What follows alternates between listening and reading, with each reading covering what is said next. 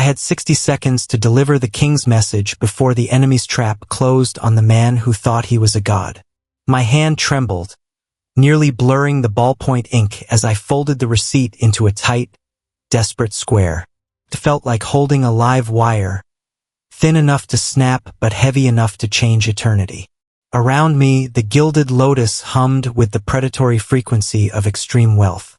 Crystal chimed against porcelain, and the whisper of silk over leather booth seats masked the darkness lurking beneath.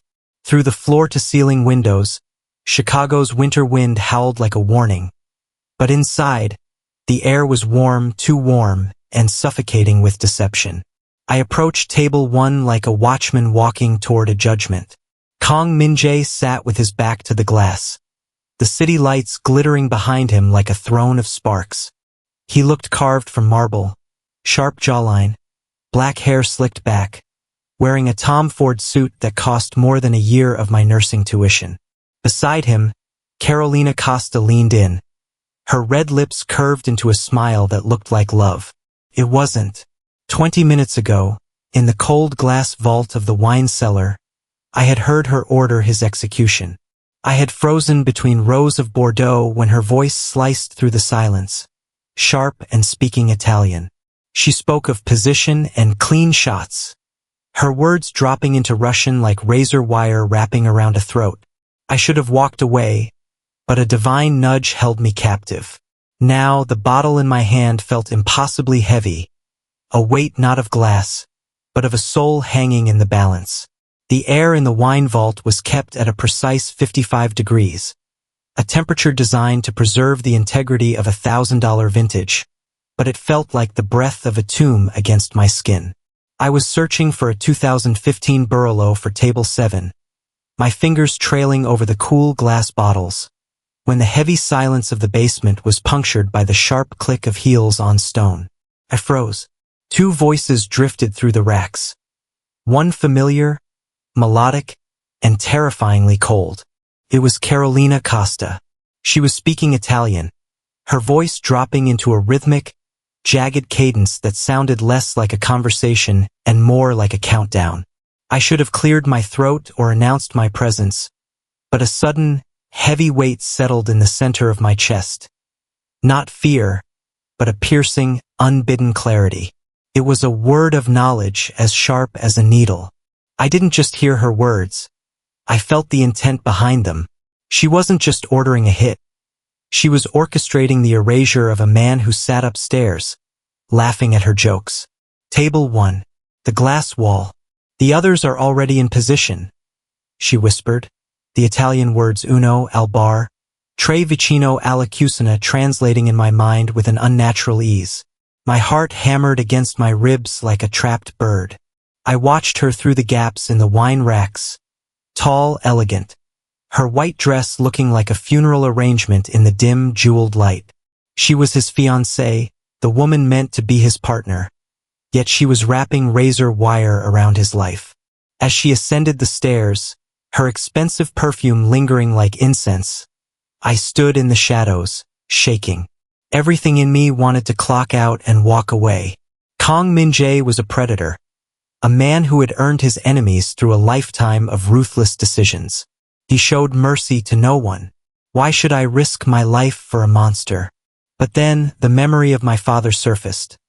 Lying in a hospital bed on the south side, kept alive by the grace of nurses who stayed late and doctors who fought when the insurance company said no. I thought about mercy unearned and freely given. A spiritual nudge, absolute and non-negotiable, urged me forward. I wasn't just a waitress. I was the only person standing between a soul and eternity. I grabbed a receipt from my apron, my hand smearing the ballpoint ink as I wrote 7 words that would define the rest of my life. The bottle in my hand felt impossibly heavy as I prepared to walk toward my own execution.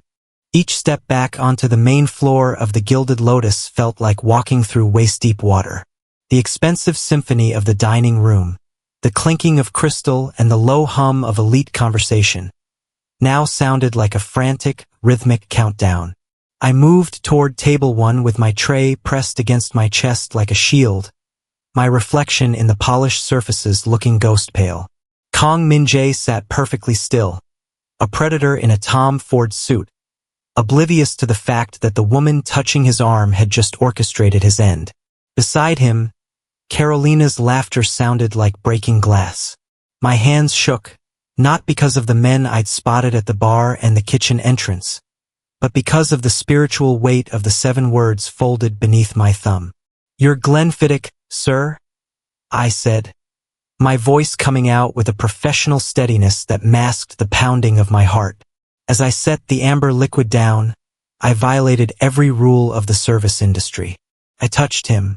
My thumb pressed against the back of his hand as I slid the receipt beneath his coaster. For a heartbeat, his obsidian eyes snapped to mine, calculating and depthless. In that look, I didn't just see a mafia boss. I saw a man whose empire was a hollow shell. I mouthed a single word, "Please." He lifted the glass, his jaw tightening as he unfolded the note beneath the table where Carolina couldn't see. The warning was clear. His fiancée had sold him out. But as he looked back at me, I felt a deeper truth pass between us.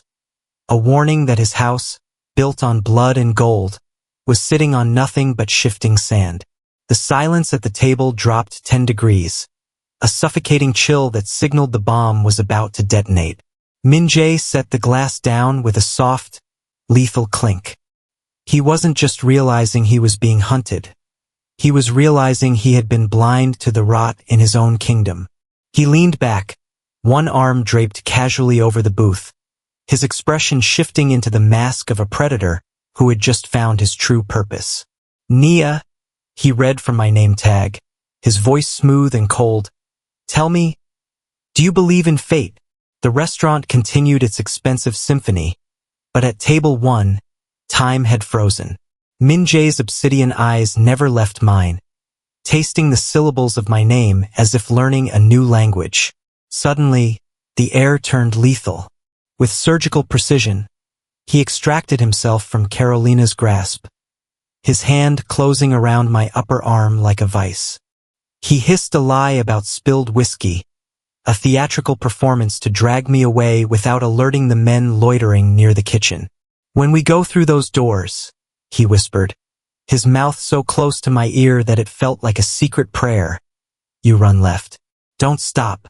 Don't look back." Then the lights went out. Absolute darkness swallowed the gilded lotus, followed by the crashing of crystal and the first screams of panic. I was propelled through the kitchen doors into a nightmare landscape of red emergency bulbs. Min-jae fought like violence was a language he had spoken since birth, his movements cold and lethal. I ran past prep stations radiating heat like furnaces, my cheap work shoes skidding on slick tile until we burst into the alley where the Chicago winter slammed into us like a freight train.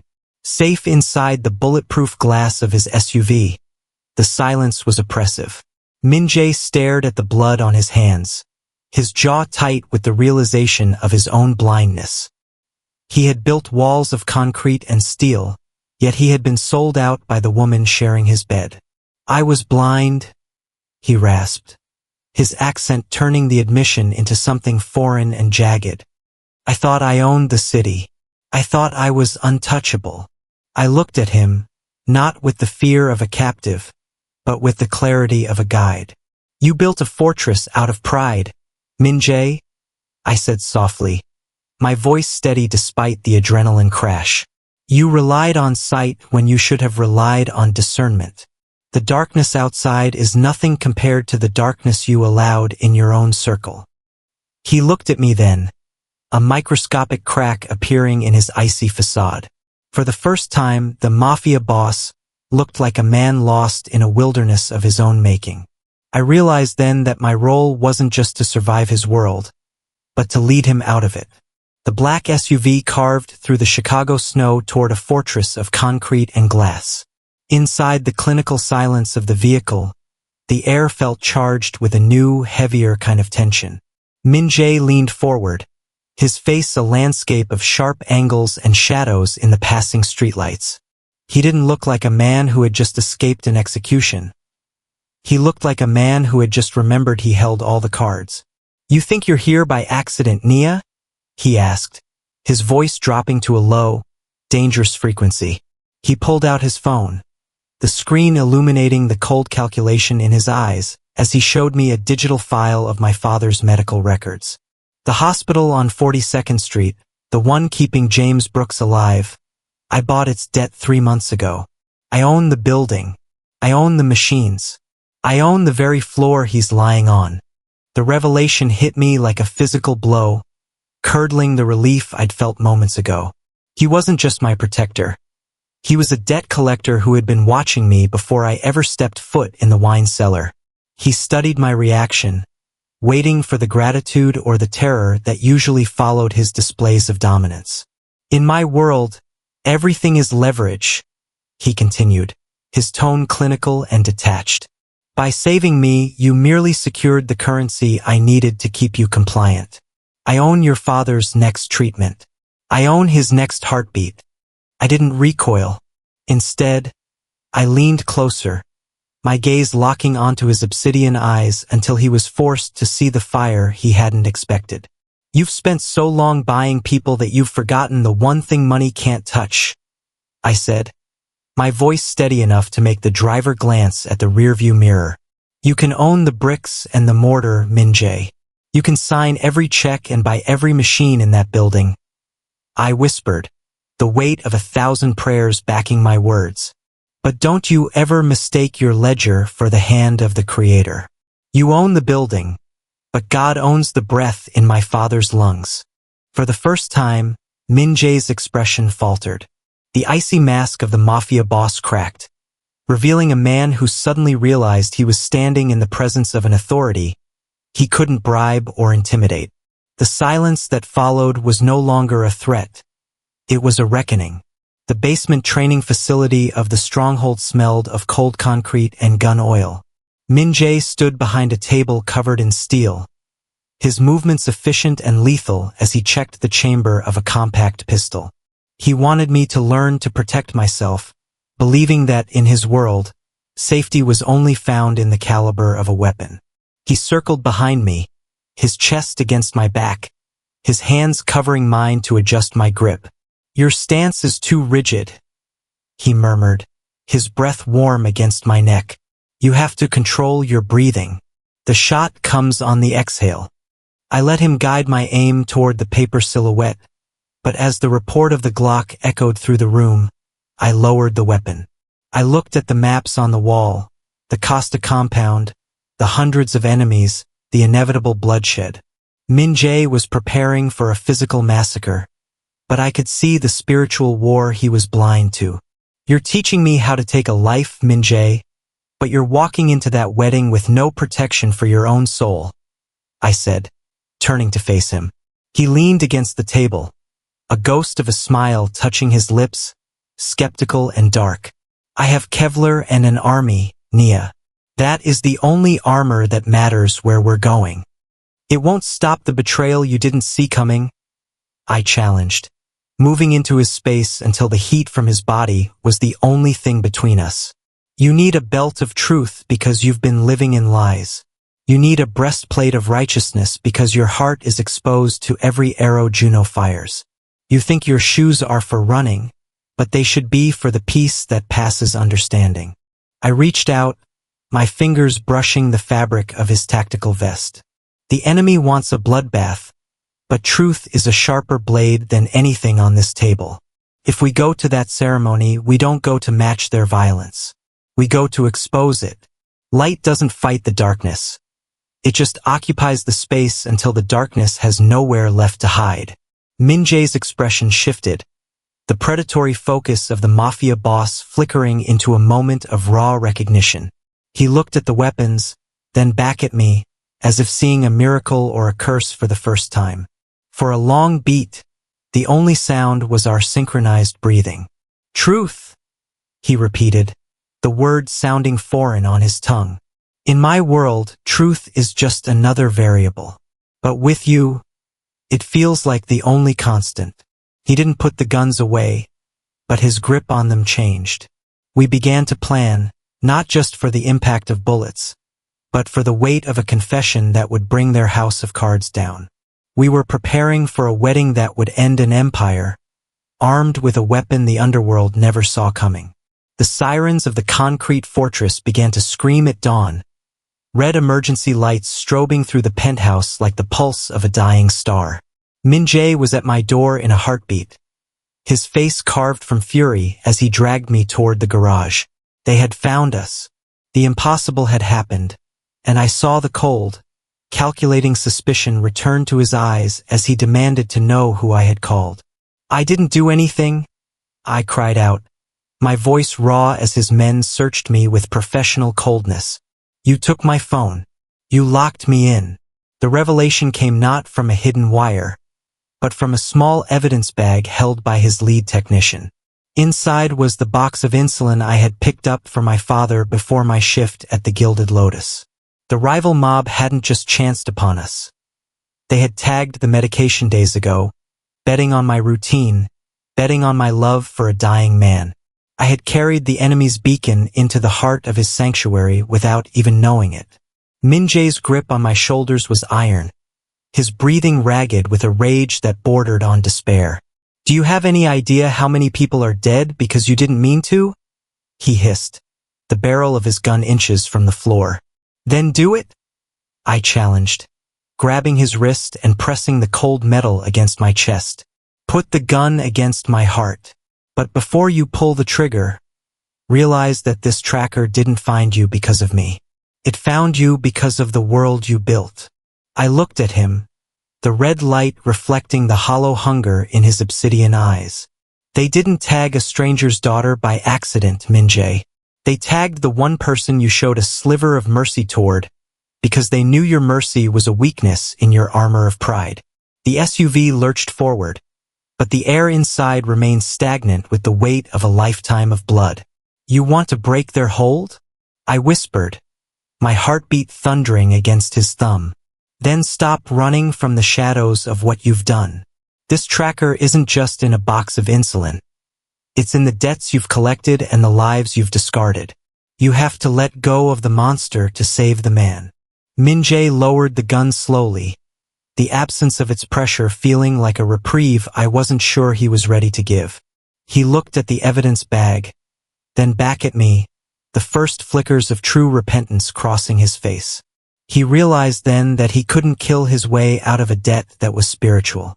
To win this war, he would have to become someone the enemy no longer recognized.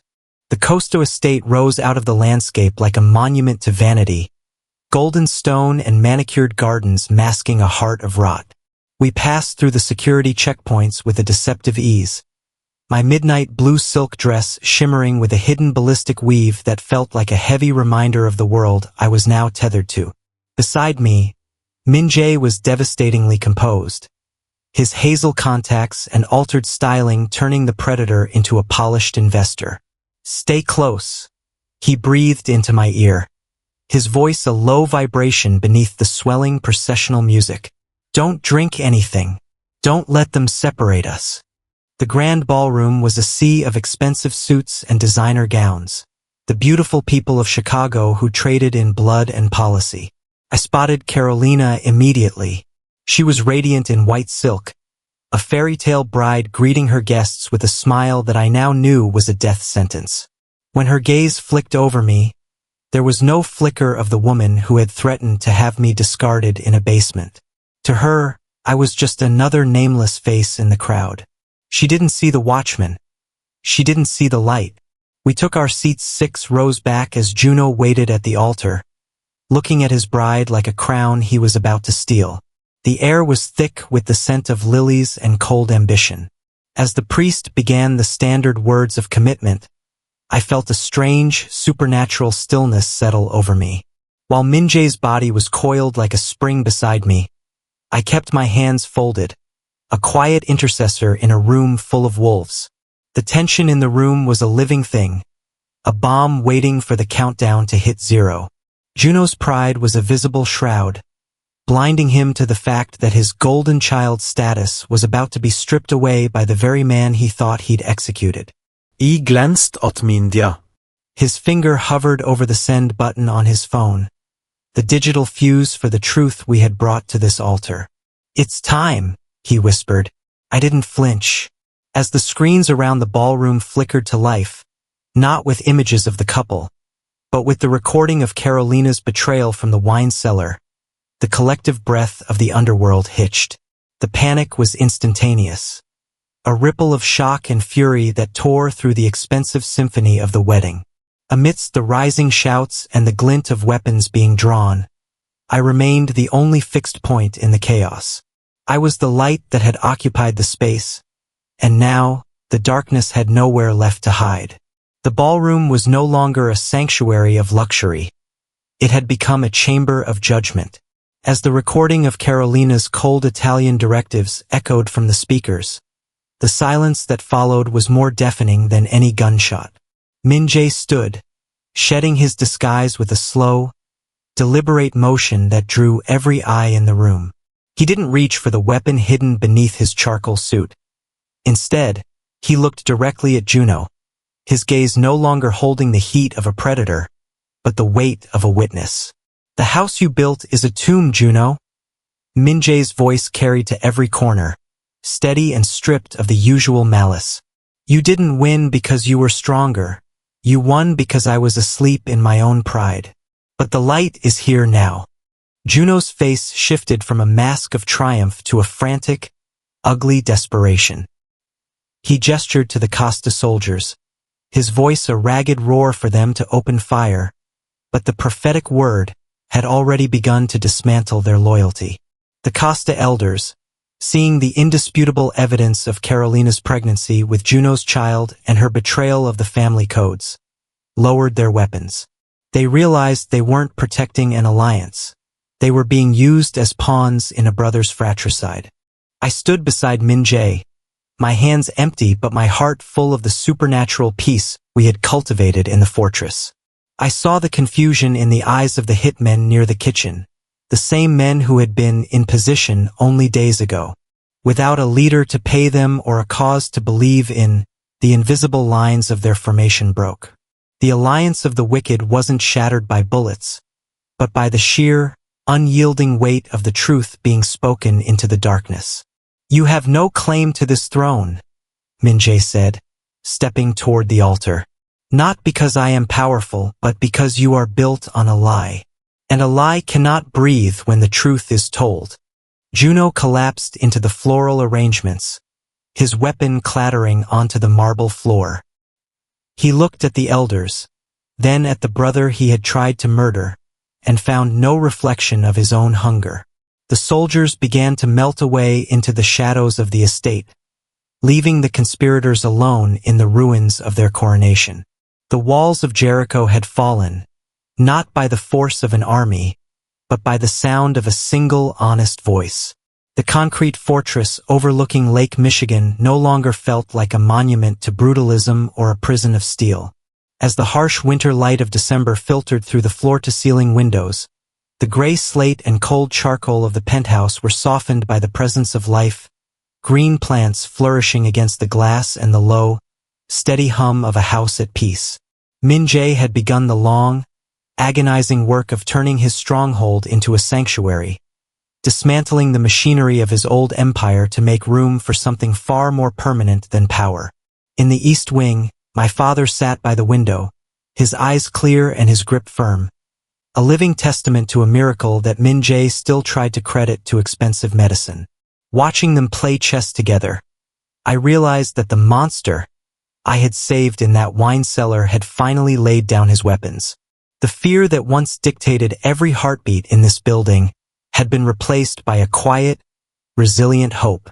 I stood on the balcony, the freezing lake wind no longer feeling like a threat, but like a cleansing breath. Min-jae found me there, his arms wrapping around me with a gentleness that still felt like a wonder. He had spent his life believing that authority was found in the barrel of a gun and the depth of a bank account. But now he looked at me with a reverence that spoke of a deeper understanding. "You were never just a waitress, Nia," he murmured against my hair, his voice rough with an emotion he no longer tried to hide. "You were the only one who saw the man beneath the monster when I was too blind to see him myself." In that moment, The truth settled over me with a weight that was light and easy.